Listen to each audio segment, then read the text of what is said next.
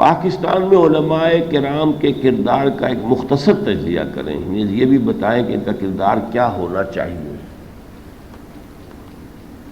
بہت بھاری اور سخت سوال آپ کر رہے ہیں۔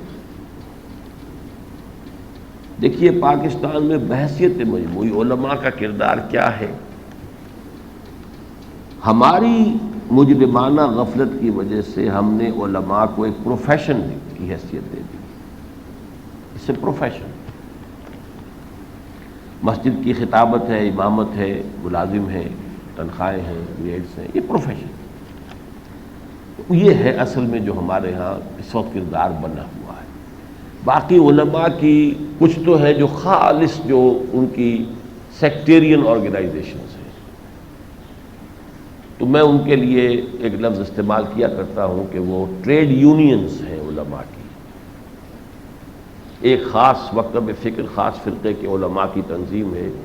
اب وہ مساجد کی بھی اس میں رہتے ہیں کہ اس پر بھی قبضہ کر لیں، اس پر بھی قبضہ کر لیں، وہ چکر پھر وہ جو بھی ہوتا ہے پروفیشنلزم جو ہے اور پروفیشنل جیلسیز یہ ہوتی ہے اسی طریقے سے علماء کے اندر۔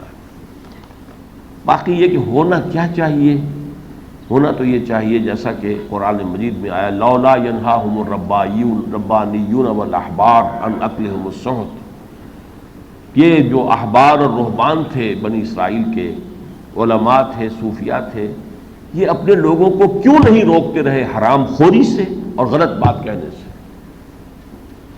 علماء کا کام تو وہ ہونا چاہیے جو سورہ آل عمران کی آیت نمبر 104 میں جو میں پیش کر رہا ہوں کہ متحدہ محاذ بنے دینی جماعتوں کا، جو یہ کام کرے وَلْتَكُن مِّنكُمْ أُمَّةٌ يَدْعُونَ إِلَى الْخَيْرِ، لوگوں کو خیر کی طرف بلانا، یَأْمُرُونَ بِالْمَعْرُوفِ، نیکی کا حکم دینا، وَيَنْهَوْنَ عَنِ الْمُنکَرِ، اور بدی سے روکنا۔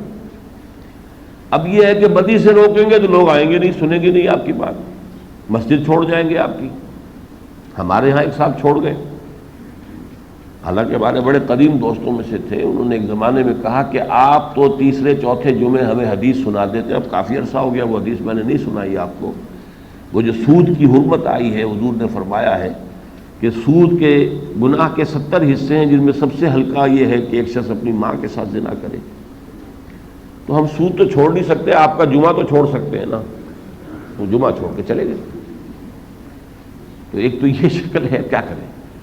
اب ظاہر بات ہے کہ یہ تو مساجد شہروں میں تو پھر بھی علماء کی کوئی حیثیت ہوتی ہے، باقی دیہات میں بیچارے وہ تو کمی کاروں کی حیثیت ان کی ہے، وہ کیا اپنے چودھریوں پہ تنقید کر سکتے ہیں؟ انہیں کسی غلط بات سے روک سکتے ہیں؟ تو یہ بات تو جو ہے وہ تقریباً ان کے دائرے سے خارج ہو گئی۔ لیکن اصل رول یہی ہے کہ یہ رول ہونا چاہیے، یدعون الی الخیر ویامرون بالمعروف وینہون عن المنکر۔